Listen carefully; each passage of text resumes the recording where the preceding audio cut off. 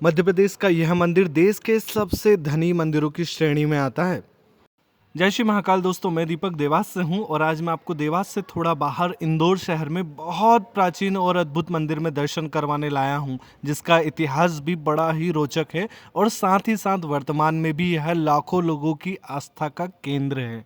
इंदौर शहर में बसे हैं भगवान गणेश और अद्भुत स्थान उनका है जो कि प्रसिद्ध है खजराना नाम से। जी हाँ दोस्तों, खजराना गणेश मंदिर, जिससे एक झलक में हर कोई पहचान लेगा। साथ ही साथ इस मंदिर में किए हुए दर्शन आपके मन की सारी मनोकामनाएं पूर्ण कर देते हैं।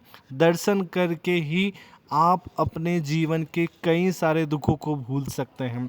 इस अद्भुत मंदिर की पूरी कहानी जानिए मेरे साथ वीडियो में आगे। तो बात है सन 1735 की। जी हाँ, रानी अहिल्याबाई होलकर जिनका शासनकाल था इंदौर में, और उन्हें एक पंडित आकर अपनी सभा में बताते हैं कि उन्हें लगातार एक स्वप्न आ रहा है जिसमें ये दिखाई देता है कि एक बावड़ी, जिसे हम कुआं कहते हैं, एक प्राचीन बावड़ी के अंदर भगवान गणेश की एक प्रतिमा है।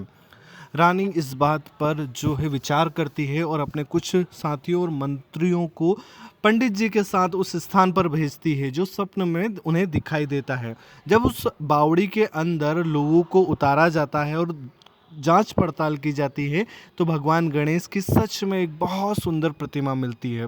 भगवती जो है लोक माता देवी अहिल्या उसी बावड़ी के पास में भगवान गणेश की उस प्रतिमा को स्थापित करती है, जिन्हें आज लोग खजराना गणेश मंदिर के नाम से जानते हैं। उस समय खजराना एक गांव हुआ करता था और यह बावड़ी इसी गांव में आती थी, इसलिए यह मंदिर आज भी खजराना गणेश के नाम से प्रसिद्ध है। असल में वह जो गुरुदेव थे उनका नाम था मंगल जी भट्ट, जो कि वेद मूर्ति की उपाधि से भी सम्मानित थे होलकर शासन काल में।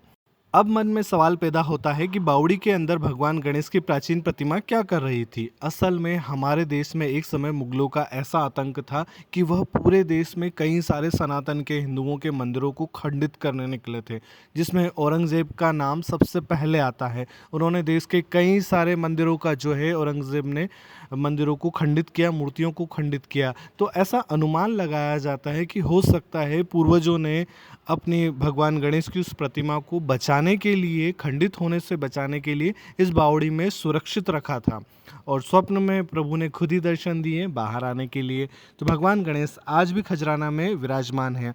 भगवान गणेश की यह प्रतिमा काले पाषाण से निर्मित बताई जाती है और इस पर सिंदूर से श्रृंगार किया जाता है, और इनकी आंखें जो हैं वो हीरे की जड़ी हुई है, और मुख्य भवन जो है भगवान गणेश का गर्भगृह है, ये चांदी से सजा हुआ है।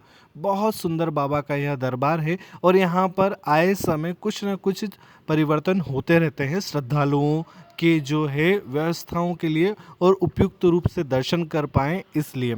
इस मंदिर परिसर के अंदर और कई सारे देवी देवताओं के मंदिर बने हैं, यानी आप एक ही मंदिर में कई सारे अद्भुत दर्शन कर सकते हैं।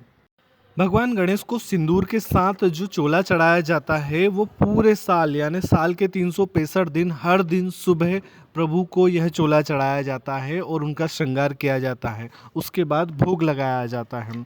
यहाँ की एक मान्यता है कि यहाँ पर उल्टे स्वास्तिक बनाकर आप अपने मन की कामनाओं को कह सकते हैं। उसके बाद जैसे ही आपकी मन्नत पूरी हो जाए आप वापस आकर सीधा स्वास्तिक बनाते हैं। यह मान्यता कब से शुरू हुई उसके बारे में मैं आपको बताता हूँ। इंदौर होलकर साम्राज्य मराठाओं का साम्राज्य था। एक समय इनके राजा थे तुकोजीराव होलकर, और उनका स्वास्थ्य जो है कुछ कारण बिगड़ गया था। स्थिति कुछ ऐसी थी कि वैद्य भी कुछ नहीं कह पा रहे थे। तब होलकर परिवार के द्वारा भगवान गणेश से यह मन्नत की गई कि अगर हमारे जो राजा है तुकोजीराव होलकर वो स्वस्थ हो जाएंगे पूर्ण रूप से, तो यहाँ पर सीधा स्वास्तिक बनाया जाएगा। तो उनके द्वारा उस समय गाय के गोबर से जो है मंदिर की पिछली दीवार पर उल्टा स्वास्तिक बनाया था। राजा स्वस्थ हो गए। उसके बाद उन्हें तिल के लड्डुओं का भोग चढ़ाया गया, जो कि लड्डुओं की संख्या थी 1.25 लाख लड्डू, और उसके बाद जो है सिंदूर से उसी मंदिर की पिछली दीवार पर सीधा स्वास्तिक बनाया गया, और तभी से यह प्रथा शुरू हुई। आज भी कई सारे लोग, यानी लाखों लोगों की मन्नतें यहाँ से पूरी होती हैं। लोग उल्टे स्वास्तिक भी बनाने आते हैं और फिर उन्हें सीधा करने भी आते हैं। यहाँ पर कई सारे लोगों की अनेक तरह की मान्यताएं हर दिन पूरी होती हैं, जिसके सबूत इस मंदिर की दीवार आज भी आपको दे सकती हैं। लड्डुओं का भोग प्रभु को बहुत पसंद है और तिल के लड्डुओं का विशेष रूप से प्रभु को जो है भोग लगाया जाता है, जो कि तिल चतुर्दशी उत्सव के रूप में मनाया जाता है। जनवरी में यह समय आता है और बहुत ही धूमधाम से यहाँ पर 3 दिनों का मेला आयोजित किया जाता है।